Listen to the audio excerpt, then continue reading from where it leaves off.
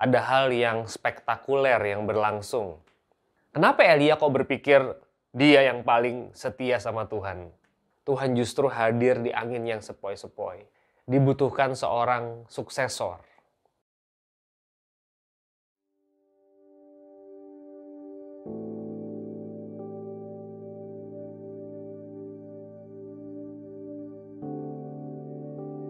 Halo Bapak Ibu, selamat hari Minggu, Shalom.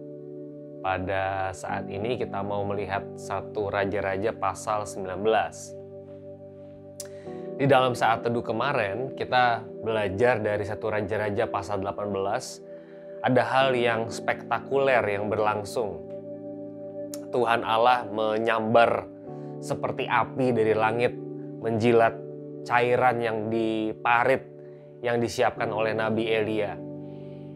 Orang Israel langsung tunduk menyembah kepada Tuhan, percaya bahwa dialah Tuhan, Yahweh lah Tuhan, tidak ada yang lain. Nah saudara, setelah hal spektakuler terjadi, tentu Elia berharap semuanya akan baik-baik saja. Elia berharap bangsa Israel akan bertobat dan sungguh-sungguh di hadapan Tuhan. Tapi coba kita lihat di pasal 19 apa yang sedang terjadi. Kita mulai dari ayat yang kedua dan ketiga. Saya akan banyak membaca Alkitab pada saat ini.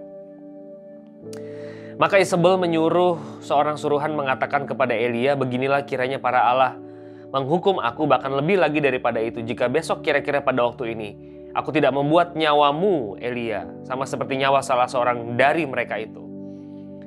Jadi rupanya setelah peristiwa itu Elia mau dibunuh sama Isabel. Maka takutlah ia, lalu bangkit dan pergi menyelamatkan nyawanya.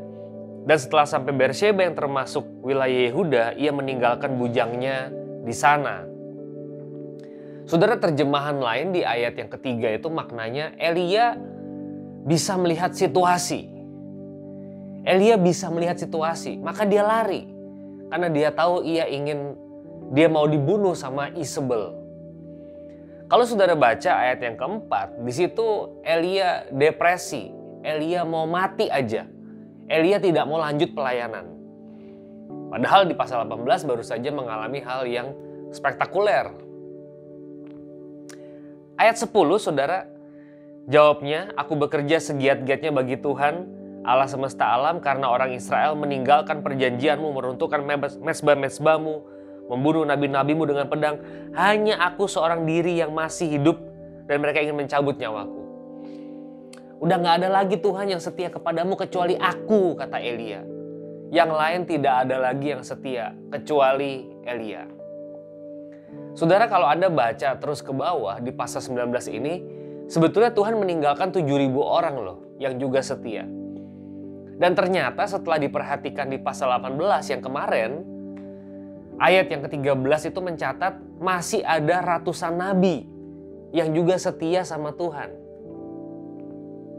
Banyak yang bersembunyi bukan berarti lari dari Yahweh.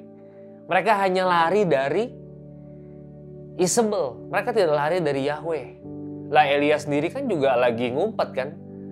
Elia juga lari dari Isabel. Elia tidak lari dari Yahweh. Kenapa Elia kok berpikir dia yang paling setia sama Tuhan?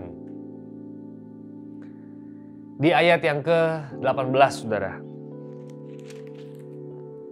Tapi aku meninggalkan 7.000 orang di Israel, yakni semua yang tidak sujud menyembah Baal dan yang mulutnya tidak mencium dia. Ada doktrin yang kita kenal, doktrin remnant, kaum sisa, yang disisakan oleh Tuhan tetap setia sama Tuhan. Gak semua orang memberontak kepada Allah. Ayat 11 sampai 13. 1 Raja-Raja 19 ayat 11 sampai 13. Lalu firman-Nya, keluarlah dan berdiri atas gunung itu di hadapan Tuhan. Maka Tuhan lalu, angin besar dan kuat yang membelah gunung-gunung dan memecahkan bukit-bukit batu mendahului Tuhan, tapi tidak ada Tuhan dalam angin itu. Dan sesudah angin itu datanglah gempa, tapi tidak ada Tuhan dalam gempa itu. Dan sesudah gempa itu datanglah api, tapi tidak ada Tuhan dalam api itu. Dan sesudah api itu datanglah bunyi angin sepoi-sepoi basah. Segera sesudah Elia mendengarnya, ia menyelubungi mukanya dengan jubahnya, lalu pergi keluar berdiri di pintu gua itu. Maka datanglah suara kepadanya yang berbunyi, apakah kerjamu di sini, hai Elia?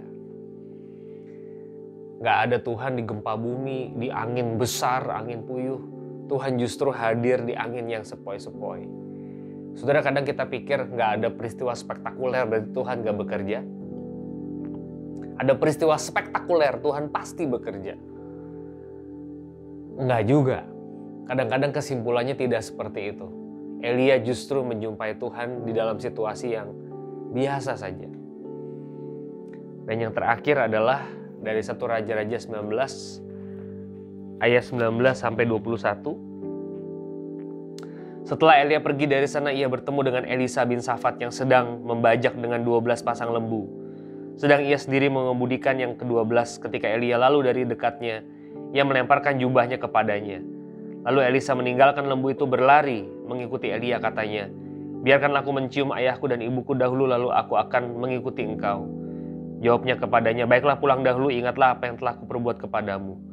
Lalu berbaliklah ia daripada Elia, ia mengambil pasangan lembu itu, menyembelihnya, memasak dagingnya dengan bajak lembu itu sebagai kayu api.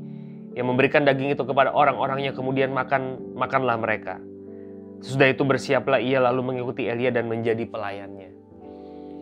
1 Raja-Raja 19 mengajarkan yang terakhir, dibutuhkan seorang suksesor. Sehebat apapun seorang pemimpin, harus ada suksesornya. Dan suksesor Elia itu adalah Nabi Elisa. Saudara yang memimpin, apakah saudara punya suksesor? Saudara dan saya tidak akan hidup selama-lamanya. Perlu ada yang menggantikan kita. Selamat berefleksi berdasarkan 1 Raja-Raja pasal 19. Tuhan memberkati.